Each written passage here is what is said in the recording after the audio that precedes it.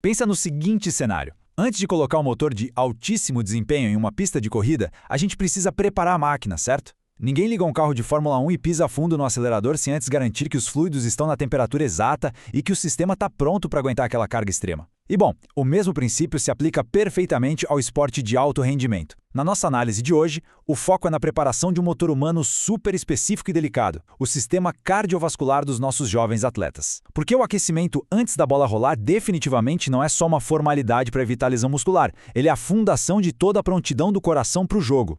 Para entender exatamente como otimizar essa preparação, o nosso roteiro vai passar por 6 pontos rápidos. Vamos falar sobre o coração no futebol de base, testar 6 protocolos de aquecimento, descobrir o poder da combinação de exercícios, entender as zonas de frequência cardíaca, ver como o monitoramento com tecnologia vestível funciona na prática e, por fim, construir o aquecimento perfeito. Certo? Vamos mergulhar na ciência por trás disso tudo. Ponto número 1. O coração no futebol de base. A gente tem um desafio enorme quando fala de futebol na adolescência. Os corpos desses jovens estão mudando absurdamente rápido. O sistema cardiovascular passa por adaptações estruturais muito intensas. E é exatamente por isso que monitorar tudo de perto não é um luxo, é essencial.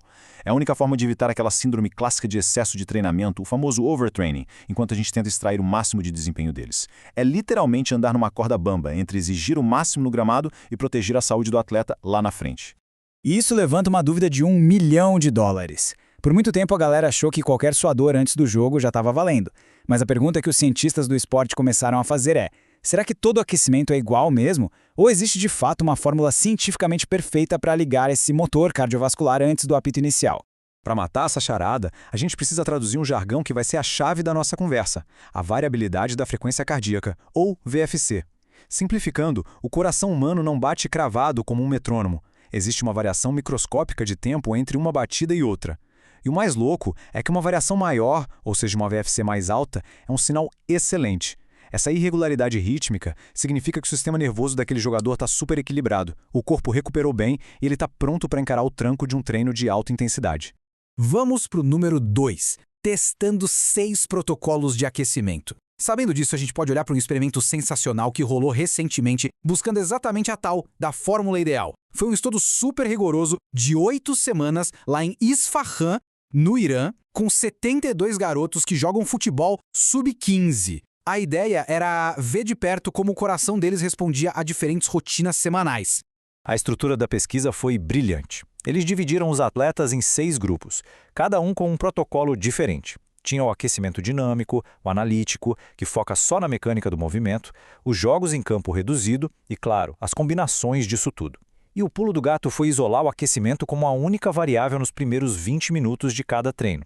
Assim, deu para capturar o impacto fisiológico real de cada uma dessas escolhas. Para a gente visualizar isso no gramado, imagina a cena. De um lado, os jogos reduzidos, com uma configuração clássica, um defensor contra atacantes num quadrado pequeno de 7 por 7 metros. Do outro lado, o aquecimento integrado.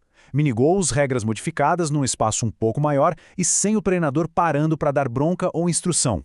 São situações super reais que exigem do corpo e da mente, simulando a intensidade de um jogo logo de cara, de um jeito muito dinâmico. E aí chegamos na parte 3, o poder da combinação, onde a mágica realmente acontece. Depois de 8 semanas, os dados não deixaram margem para dúvida. Não, os aquecimentos não são todos iguais. Na real, os métodos isolados simplesmente comeram poeira perto das abordagens que combinaram estilos diferentes.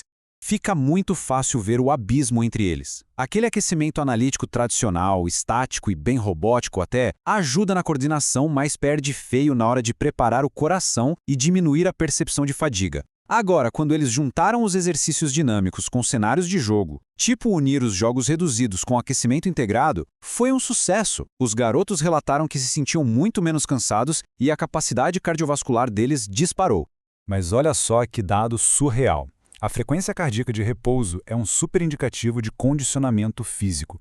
E os números mostram uma queda brutal de 5,16 batimentos por minuto para o grupo que fez o aquecimento combinado. Isso em apenas 8 semanas. É um baita sinal de que o coração deles ficou absurdamente mais eficiente, bombeando sangue numa boa, com bem menos esforço quando eles estão descansando. E a história melhora. Lembra da VFC que a gente conversou? O mesmo grupo teve um salto de 7,73 milissegundos. É muita coisa. E, recapitulando, VFC alta significa o quê? Um corpo que se recupera rápido e aguenta a pancada do estresse físico. Essa evolução prova que o sistema nervoso dos moleques se adaptou perfeitamente às exigências do futebol. Tópico 4. Entendendo as zonas de frequência cardíaca. Para mapear esse esforço todo, os cientistas dividem a intensidade em zonas. A zona 1 é aquela corridinha leve, pura recuperação, e vai até a zona 5, que é o limite absoluto, o esforço máximo. Ver quanto tempo eles passam em cada zona mostra a evolução de perto. E aqui os números contam uma história incrível. O grupo que fez a rotina combinada passou bem menos tempo na zona 5 de intensidade máxima, uma queda de 0,13, enquanto o outro grupo reduziu só 0,04. O grande detalhe é que o treino era o mesmo, ninguém aliviou na corrida. Acontece que a rotina combinada deixou o motorzinho deles tão bem ajustado que eles conseguiram fazer o mesmo trabalho pesado, sofrendo um desgaste cardíaco muito menor, um baita ganho de eficiência. Número 5. Monitoramento com tecnologia vestível. Claro que, para conseguir esse nível de detalhe no meio do campo, surgiu uma questão importante. Como rastrear o coração dos moleques sem amarrar ninguém num monte de cabos? A resposta está na tecnologia que está mudando o jogo. Tudo foi capturado por uma cinta torácica a Polar HDs, conectada ao software Team Pro. Não é um reloginho qualquer não. Ela rastreia a atividade elétrica do coração, a chamada carga interna, com precisão de eletrocardiograma. E, ao mesmo tempo, captura tudo de movimentação, velocidade e distância.